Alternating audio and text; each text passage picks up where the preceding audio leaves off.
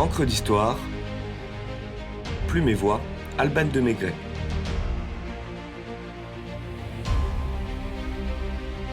Le siège d'Alésia ou la guerre des braves.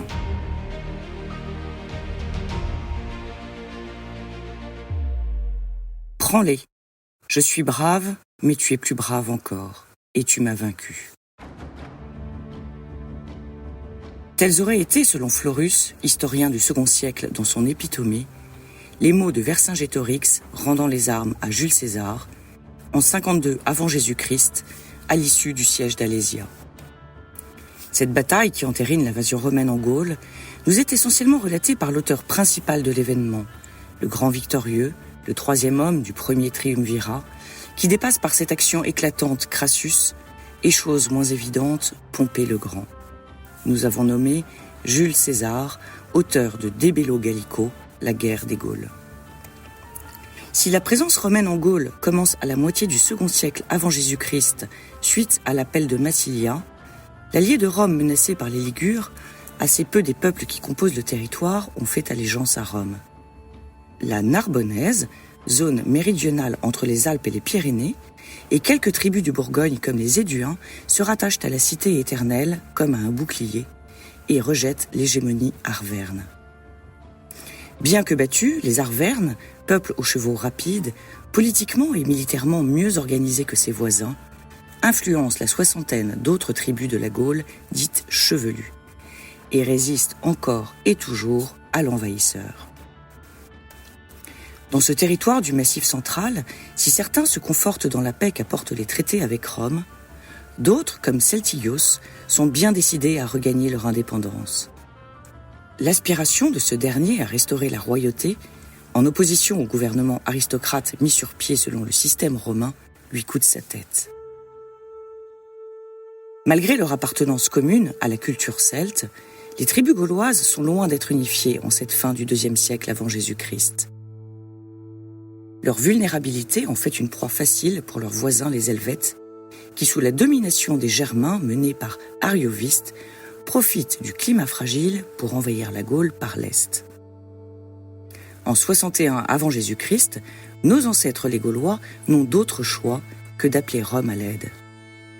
Jules César, alors proconsul de la Gaule méridionale, se place en sauveur, même si son ambition de reconquête n'échappe à personne.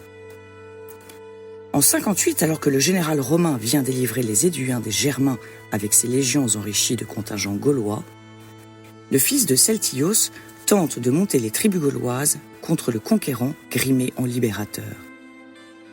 Puisqu'il faut rendre à César ce qui appartient à César, voici ses propres mots pour résumer la situation. L'exemple y fut suivi. Vercingétorix, fils de Celtigios, Arverne, jeune homme qui était parmi les plus puissants du pays, dont le père avait eu l'empire de la Gaule et avait été tué par ses compatriotes parce qu'il aspirait à la royauté, convoqua ses partisans et n'eut pas de peine à les enflammer. Le jeune Vercingétorix, à force de persuasion et de prise d'otages, parvient à rallier à la cause anti-romaine une grande partie de la Gaule chevelue, alors même qu'il fait partie des contubernales, compagnons de tente de César.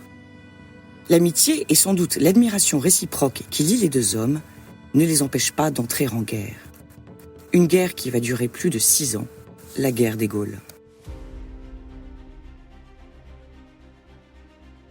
En fin stratège, Jules César a peu de difficultés à repousser les oppresseurs et à passer pour un héros devant les peuples libérés qui se soumettent volontiers, tant en Bretagne qu'au bord du Rhin. Le triumvir gagne du terrain en Gaule malgré quelques révoltes. Mais en 52 avant Jésus-Christ, il faut composer avec un ennemi de taille. Vercingétorix a inventé et mis en place la politique de la terre brûlée, qui consiste à incendier les cultures pour affamer les troupes rivales. Plus déterminé que jamais, il affirme, selon Amédée Thierry dans Histoire des Gaulois en 1828, je cite, « Le ressentiment de l'indépendance perdue et l'ennui de la domination romaine faisaient dans la Gaule des progrès rapides et devenaient chaque jour plus vifs, parce que chaque jour aussi, cette domination devenait plus oppressive. » Une guerre d'usure s'installe et l'Averne s'enferme sur l'oppidum de Gergovie, position stratégique par excellence, qui lui vaut le ralliement des Éduins, retournés comme bien d'autres tribus celtiques. L'armée romaine, appauvrie de ses auxiliaires gaulois, ne peut forcer le siège de la rébellion. Tout se passe bien, je cite, « jusqu'au moment où le peuple éduin entra à son tour dans la guerre. En se joignant aux rebelles, ils provoquèrent un profond découragement dans l'armée de César. C'est pourquoi celui-ci leva le camp, nous relate Plutarque dans les vies parallèles des hommes illustres.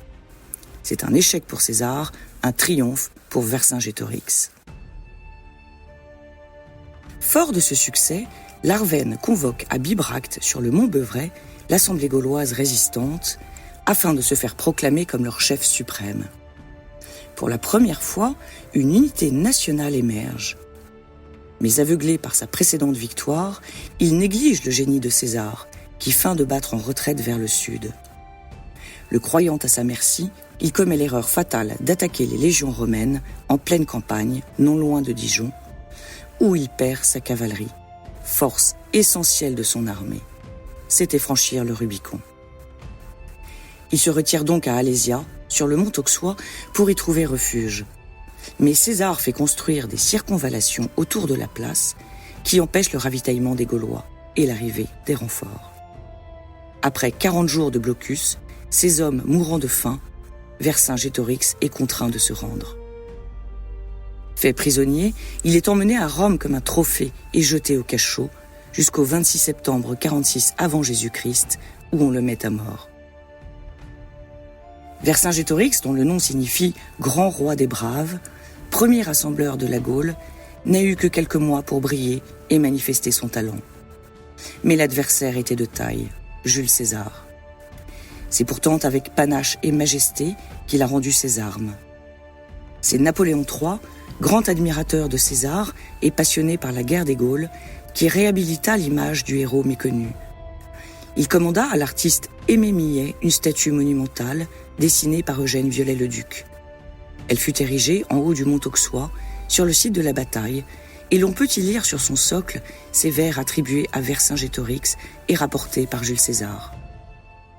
La Gaule unie, formant une seule nation, animée d'un seul esprit, peut défier l'univers.